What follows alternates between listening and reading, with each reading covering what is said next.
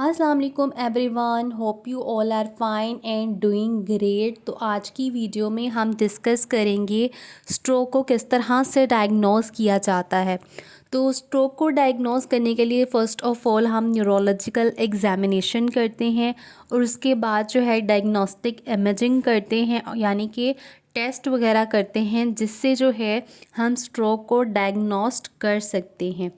अब हम टेस्ट कौन से हैं जो डायग्नोस करते हैं इस कंडीशन के लिए। तो फ़र्स्ट ऑफ़ ऑल जो है हम इसके लिए कराते हैं सीटी स्कैन, जिसको हम कहते हैं कंप्यूटराइज्ड टोमोग्राफी। उसके बाद जो है हम लैब ब्लड टेस्ट कराते हैं जिसमें हम देखते हैं कि कोई इन्फेक्शन तो नहीं है या हार्ट डैमेज तो नहीं है या ब्लड क्लॉटिंग तो नहीं हो रही, और शुगर लेवल चेक करने के लिए, और उसके बाद किडनीज़ और लिवर के फंक्शन को चेकआउट करने के लिए कि इनका जो है फंक्शन किस तरह से वर्क कर रहा है। तो ये सब कुछ आ जाएगा लैब ब्लड टेस्ट के अंदर। फिर उसके बाद हम ईसीजी करवाएंगे, जिसको हम इलेक्ट्रोकार्डियोग्राम भी कहते हैं।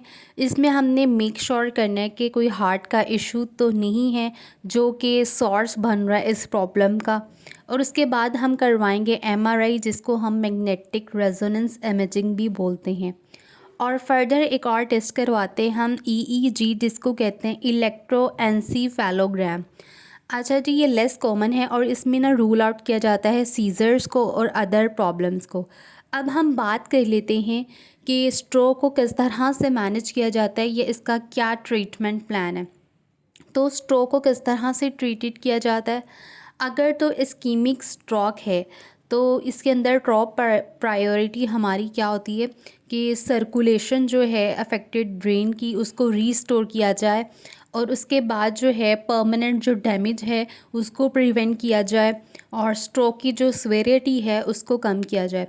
अब सर्कुलेशन को रीस्टोर करना ये हम मेडिकेशंस के थ्रू भी कर सकते हैं, जैसे कि थ्रोम्बोलिटिक ड्रग्स हैं, इनके थ्रू जो है कर सकते हैं। और एक कैथराइजेशन प्रोसीजर होता है, इससे भी जो है हम रीस्टोर कर सकते हैं सर्कुलेशन को। फर्दर आता है हेमोरेजिक स्ट्रोक। हेमोरेजिक स्ट्रोक के लिए क्या मैनेजमेंट या ट्रीटमेंट प्लान किया जाता है। जो हेमोरेजिक स्ट्रोक है इसका ट्रीटमेंट प्लान जो होता है वो डिपेंड कर रहा होता है कि लोकेशन क्या है, सीवियरिटी क्या है ब्लीडिंग की। तो हमने जो है रिड्यूस करना है ब्लड प्रेशर को, ये हमारी जो है टॉप प्रायोरिटी होनी चाहिए हेमोरेजिक स्ट्रोक में।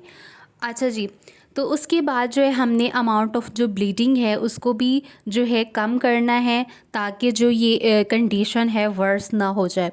और इसके लिए एक और ट्रीटमेंट ऑप्शन होता है क्लॉटिंग को इम्प्रूव करने के लिए, ताकि ब्लीडिंग जो है स्टॉप हो जाए। तो सर्जरी इसमें जो है की जाती है, समटाइम्स नेसेसरी हो जाती है, ताकि जो प्रेशर आ रहा है ब्रेन पे और जो एक्यूमुलेट हो रहा है ब्लड, तो ये जो है एक इसकी मैनेजमेंट हो सकती है। अब हम बात कर लेते हैं कि इसमें मेडिकेशंस या इस ट्रीटमेंट के दौरान कौन सी यूज़ कर सकते हैं।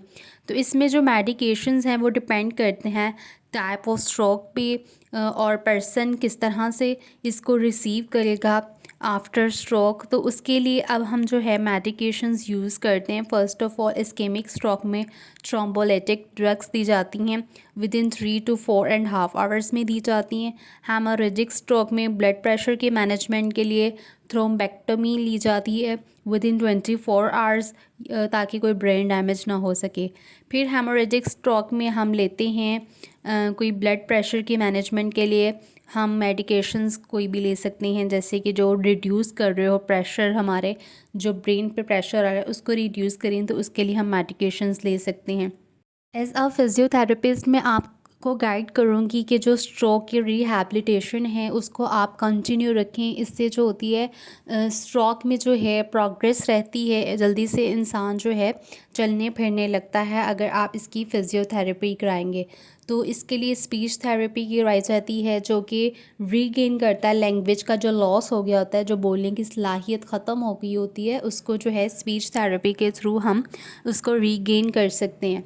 और स्पीच थेरेपी से क्या होता है कि जो एबिलिटी है मसल्स कंट्रोल हैं वो इम्प्रूव हो रही होती है, किसके थ्रू, ब्रीथिंग के थ्रू, ईटिंग के थ्रू, ड्रिंकिंग के और स्वेलविंग के थ्रू। आप फ़िज़िकल थेरेपी जो आपका मेन गोल है कि फ़िज़ियोथेरेपी आपने जो है साथ साथ कंटिन्यू रखनी है, तो ये आपको हेल्प करेगी, इम्प्रूव करेगी, रीगेन करेगी। जैसे कि आपके हैंड की मूवमेंट नहीं हो रही बिल्कुल भी, या आर्म की मूवमेंट नहीं हो रही। इसमें ना स्ट्रोक में क्या होता है कि एक साइड आपकी जो है वन लिम्ब जो है उसकी बिल्कुल भी मूवमेंट आप परफॉर्म नहीं कर पा रहे होते। तो हैंड की मूवमेंट, आर्म की, फीट की, लेग्स की मूवमेंट, इससे जो है फ़िज़ियोथेरेपी से आप इम्प्रूव कर सकते हो। और जितनी भी मसल वीकनेस है या बैलेंस का इशू है, तो वो जो है हम फिज़ियोथेरेपी में मैनेज करते हैं। फिर आती है further occupational therapy. Occupational therapy जो है हेल्प करती है रिटेन करने में ब्रेन को, ताकि जो उसकी एक्टिविटीज़ हैं वो डेली लाइफ की वो परफॉर्म कर सके। और ये जो थेरेपी है स्पेशली हेल्पफुल होती है इम्प्रूव करने में मूवमेंट्स को और मसल कंट्रोल को। और उसके बाद आती है कॉग्निटिव थेरेपी। कॉग्निटिव थेरेपी जो है हेल्प करती है, अगर आपकी मेमोरी लॉस हो गया हुआ है तो आपकी जो मेमोरी प्रॉब्लम्स हैं उनको सॉल्व आउट करती है। याददाश्त, जिसमें कहते हैं कि स्ट्रोक में याददाश्त भी कमज़ोर हो जाती है, तो ये जो है कॉग्निटिव थेरेपी के थ्रू जो है हम इसको गेन कर सकते हैं। अगर ये हेल्प करती है डिफ़िकल्टी, अगर एक्टिविटीज़ के दौरान जो है डिफ़िकल्टी आ रही है या जिसमें फ़ोकस और कंसंट्रेशन चाहिए जिस काम के अंदर, तो ये जो है हम कॉग्निटिव थेरेपीज़ के थ्रू जो है कर सकते हैं। तो ये थी आज की वीडियो। आई होप कि आपको आज की वीडियो बहुत ही इन्फॉर्मेटिव लगी होगी। मज़ीद हेल्थ रिलेटेड इन्फॉर्मेटिव वीडियोज़ के लिए मेरे चैनल को सब्सक्राइब करें। मिलते हैं नेक्स्ट वीडियो में, तब तक के लिए अल्लाह हाफ़िज़।